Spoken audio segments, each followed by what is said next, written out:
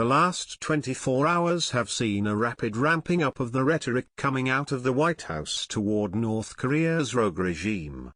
They will be met with fire, fury and frankly power the likes of which this world has never seen before, President Trump warned late Tuesday, just hours after reports surfaced that North Korea had developed a miniaturized nuclear warhead.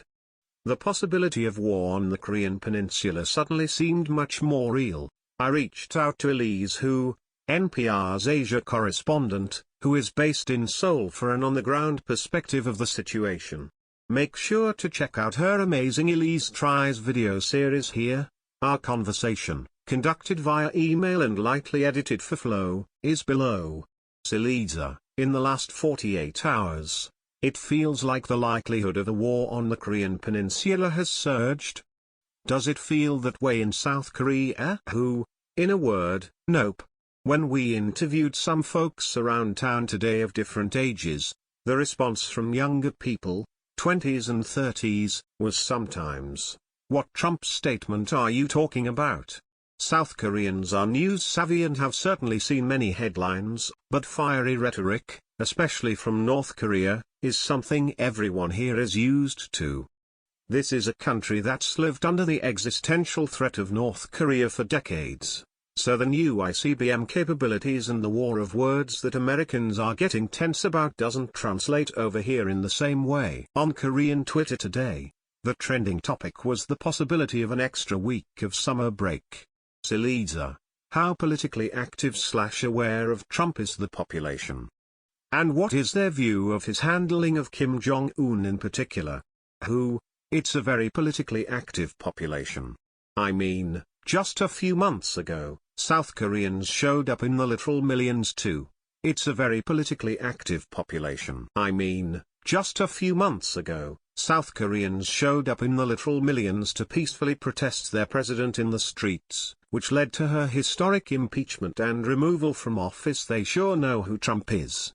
And since South Koreans, in general, are more familiar and used to the Kim regime than they are to Donald Trump, it's Trump's actions that are causing concern, albeit mild concern.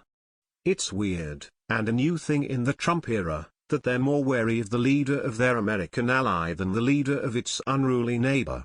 The US and South Korea are part of an ironclad security alliance. We're constantly reminded. I've interviewed several people who say they see Trump as an irrational figure who is out to prove something, and that despite Kim Jong-un's goals being consistent, the worry is Trump could push KJU to make an irrational decision, too.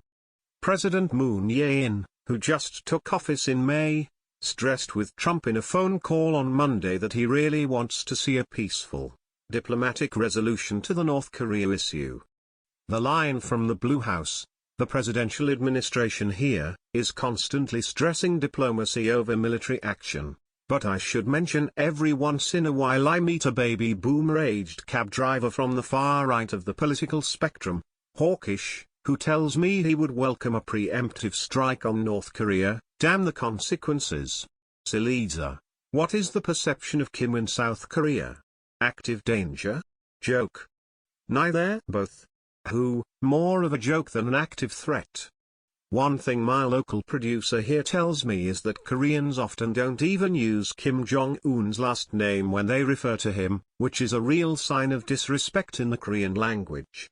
They call him Jong-uni, a colloquialism to signify he's an irritating child that they're overly familiar with. Elisa, finish this sentence. If you stopped the average South Korean on the street tonight and asked them about the US and North Korea, they would say _ Now, explain. We did stop a few South Koreans on the street, so I'm glad you asked. They say either active war is still highly unlikely or I'm not really paying attention to politics. Sorry. I think the confidence about our/their continuing existence comes from living under the same threat and provocation cycle for so long, and the belief that cooler heads will ultimately prevail. Hopefully they are right and there won't be any blunders. You know what I'm saying? Anyway, I'm headed to Guam in a few hours, so I guess I'm not that fearful a strike is imminent.